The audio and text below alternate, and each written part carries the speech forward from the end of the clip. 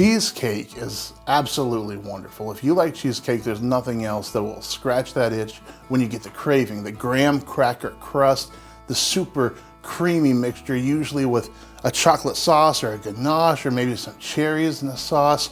But it just comes together with that kind of bitterness and tartness, and then there's a sweet mixture in there as well. And there's nothing quite like it. You get cheesecake in your ice cream, you get cheesecake all by itself. And there are places completely devoted in big cities to making the best cheesecakes. If you trace cheesecake back to the 18th century or even before, it is similar in some ways, but it's very, very different. And it's not this decadent sweet dessert that we know. Some of those qualities are there, but it's packaged in a completely different way. And that's what we're gonna do today. We're gonna find out a little bit more about cheesecake, and we're gonna make one from the 18th century.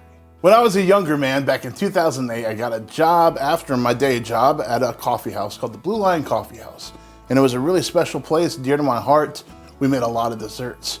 We made cheesecakes and Napoleons and creme brulees and all kinds of stuff, and people would travel from all over to come and try them because they were really good. And that is where all the roots for anything that I do in this kitchen come from. But one of the first things and most complex things that I learned how to make was a cheesecake.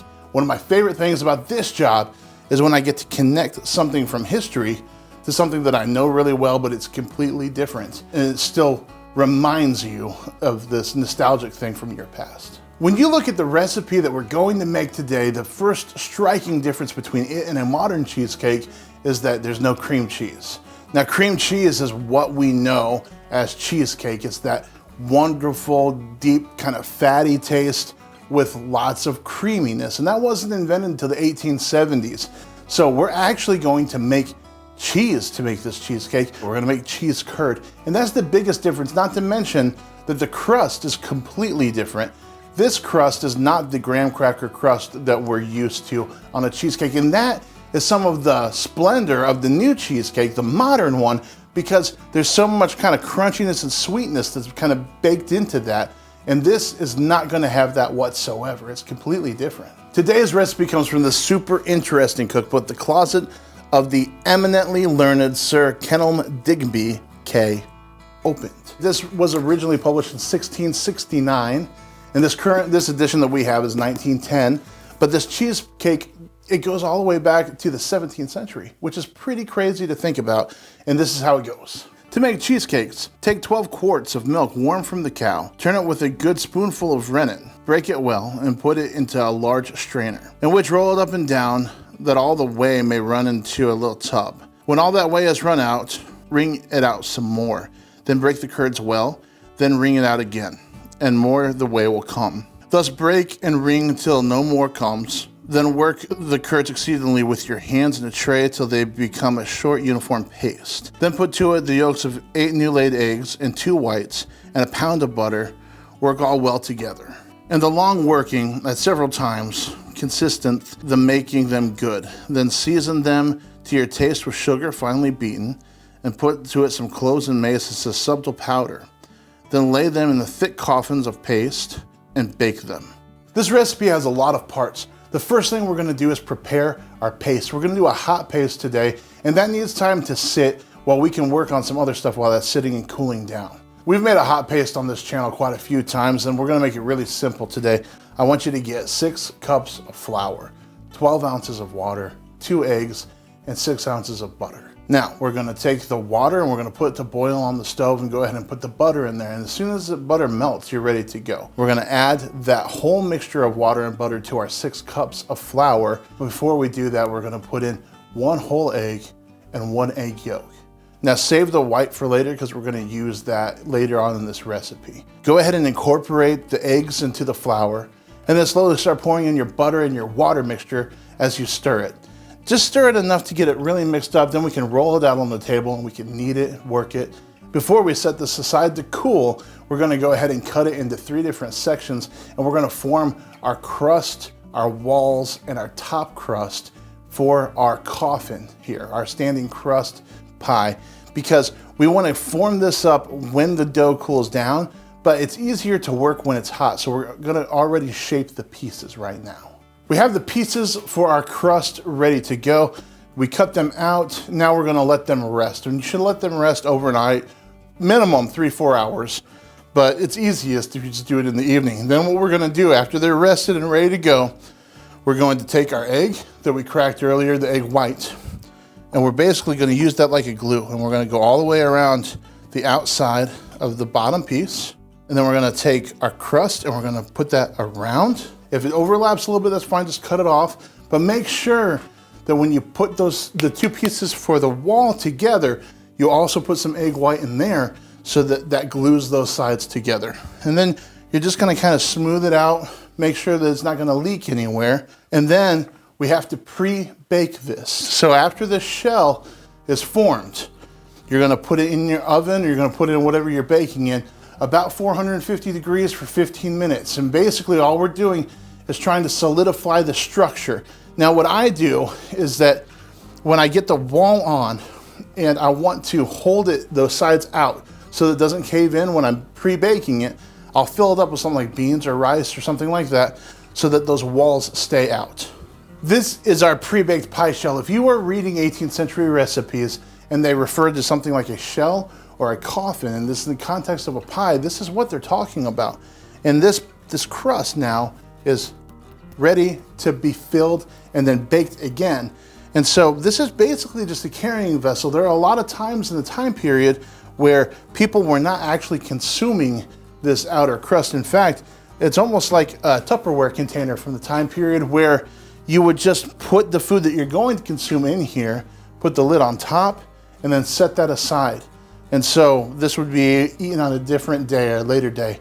In this particular circumstance with the cheesecake, we're not really sure. We're not really sure if this whole thing would be consumed or not. I think I'm gonna give it a try, but this is going to be the vessel that our mixture goes into. Now, let's make some cheesecake. Here's our cheese curd that I made recently, and I went through the process to do this just to be able to save us some time while we were shooting. But you should make this at home, because if you're gonna make this cheesecake, you wanna make it from scratch, you wanna do it fresh. We've made cheese on the channel, actually fairly recently we made some cheese on the channel, and you're just gonna follow those steps. The whole point is that you want to use milk that's been processed as little as possible. Sometimes that's hard to find, so finding a non-pasteurized milk can be really difficult unless you're part of a herd share or something like that. But you're gonna get your milk, you're gonna heat it up, you're gonna add rennet. Sometimes you're gonna add calcium chloride, depending on if you're using pasteurized milk or not. You're gonna let it rest. It's gonna form curd on the very top of the milk. And that's when the whey separates from the solids, okay? And then you're gonna cut that into different pieces, just like we did in the video. And then you're gonna stir it, and then you're gonna strain it. That's the whole process that they're talking about in this recipe. Then it turns into something a little bit different. We're actually going to kind of pulverize this into a paste. We're gonna break this up as much as we possibly can. So that's where we're coming in at right now in this video, but make sure to watch that cheese making video so you know how to get here. The first thing that we wanna do is pulverize these cheese curds until they're like a paste. And now we're gonna get them as fine as possible. They might not cling together like you would think a paste, but actually, no matter what you do, if you kind of push it together, it will stick together, and I think that that's what they're referring to. At that point, we're just gonna add our eggs, and we're gonna add our butter and just stir it all together. I want you the sugar to taste. So that's gonna depend on what you want to taste. Some people want a little bit more tanginess from the cheese. Some people want it to be really nice and sweet. You go for whatever you wanna do. Just make sure you get a little bit of clove and mace in there. After that, we're just gonna fill up our shells and get it in the oven. Look at this thing. This crust is filled to the brim, and this cheesecake filling looks really interesting. It looks really good. It kind of looks like what I know of cheesecake. I think it's gonna be really delicious, and we don't know exactly how long to bake this for, but if the history tells me anything, I'm gonna shoot for 350 degrees for 40 minutes. I'm gonna take a look at it and see what happens. I'll make sure to let you guys know how it goes along the way. Now, I forgot to tell you earlier that when you do this pre-bake on the crust, you do want to give the whole thing an egg wash so that it looks like this, really pretty, and it's gonna have a nice presentation. So we're gonna cover it up, get it in the oven, and I'll be back. Here is our completed cheesecake. It looks really good. It looks similar to a cheesecake now. It doesn't look as creamy, but who knows what it's gonna taste like. We're gonna give it a shot in a second. Now, it doesn't take long. If you start looking at the period examples for cheesecake, you're gonna find some, talk about them. I don't think that they were super popular, but they did seem to be some kind of a street fare.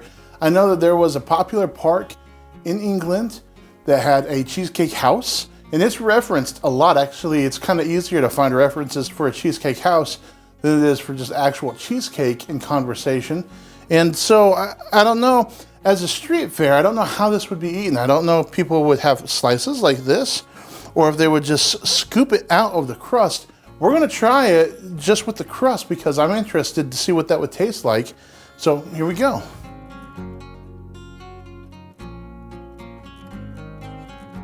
Oh, wow. Okay. Man, oh, okay. That's good. At first, I only tasted cheese. But then, you know, the sugar came in and sweetened up a little bit. And then the mace and the clove came in, and it really has got a nice spice to it. The texture is kind of, I mean, there's a lot of butter in this. I really don't know why there's so much butter in this, because it actually kind of just leaked out of the shell, even though I've made sure the shell was like sealed as well as I could. You'll probably experience that at home some. That's really good. It tastes more like cheese than a modern cheesecake for sure. And I think that the sugar content in it kind of gives you what that graham cracker crust would, but the crust is really quite nice. Now, if you had to store this for a couple of days, I wouldn't eat that, and it might even mold on the outside of the crust. But this is good. I encourage you to try this at home. It did take 40 minutes, and look at that. It proves that you can't just write something off because it sounds a little weird. This is really, really good, and I would make this for my family, and we would enjoy it.